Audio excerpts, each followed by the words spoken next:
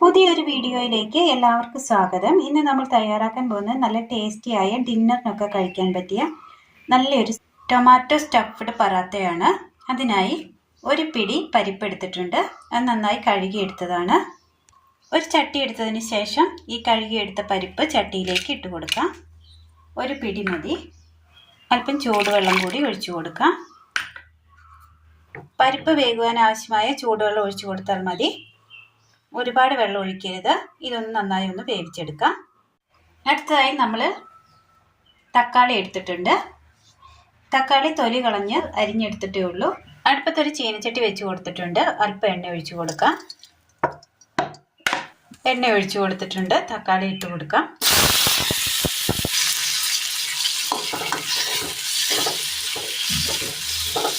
ഇനി ഇതൊന്ന് മൂടി വെച്ച് കൊടുക്കാം. ചെറു തീയിൽ വെച്ച് കൊടുക്കണം. ഒന്ന് മൂടി വെച്ച് കൊടുക്കാം. മൂടി വെച്ച് വേവിച്ചെടുക്കാം. പാനിലേക്ക് എണ്ണ ഒഴിച്ച് കൊടുക്കാം. 2 സബോള കട്ടി കുറച്ച് അരിഞ്ഞെടുത്തത് എണ്ണയിലേക്ക് ഇട്ട് കൊടുക്കാം.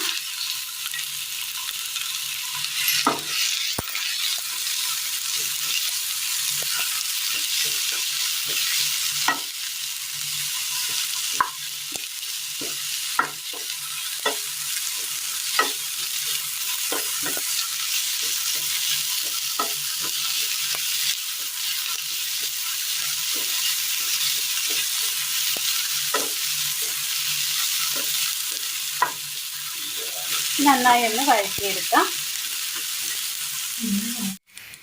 ഉള്ളി ഒന്ന് ചെറുതായി ഒന്ന് വഴന്ന് വന്നിട്ടുണ്ട്. ഇതിലേക്ക് ഒരു 3 വെളുത്തുള്ളി അരിഞ്ഞതും ഒരു ചെറിയൊരു കഷ്ണം ഇഞ്ചി അരിഞ്ഞതും കൂടി ഇട്ട് കൊടുക്കാം.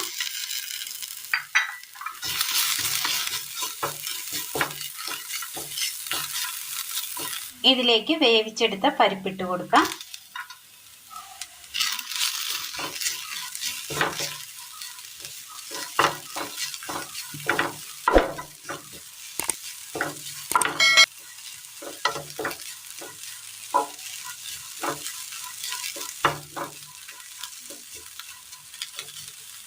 മുളക് പൊടി, മല്ലിപ്പൊടി ഒരു 1/4 സ്പൂൺ മതി, മഞ്ഞൾപ്പൊടി,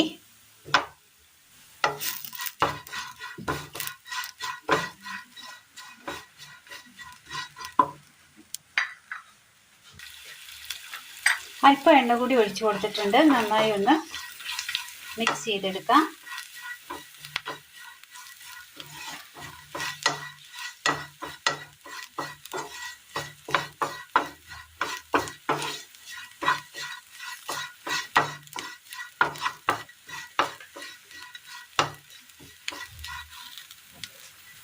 ഉപ്പിട്ട് കൊടുക്കാം.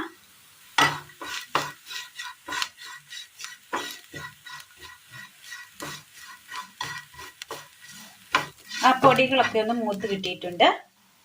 നമ്മൾ വേവിച്ച് വെച്ച തക്കാളിയിലേക്ക് ഇത് ചേർത്ത് കൊടുക്കാം.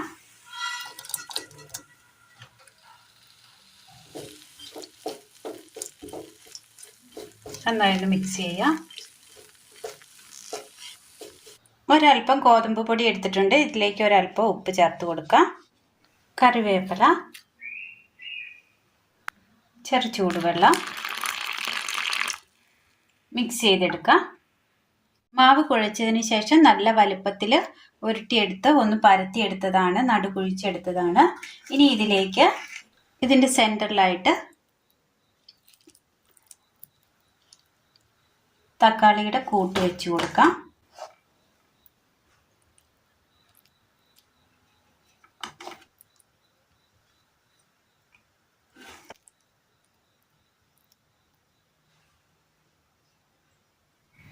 പാനിൽ ഒരല്പം എണ്ണ ഒഴിച്ച് കൊടുത്ത് പരത്തിയെടുത്ത മാവ് വെച്ച് കൊടുക്കാം.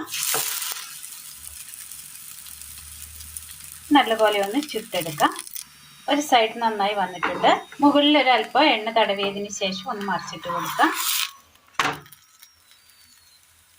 അങ്ങനെ നല്ല ടേസ്റ്റിയായ ടൊമാറ്റോ സ്റ്റഫ്ഡ് പൊറാത്ത റെഡി ആയിട്ടുണ്ട്.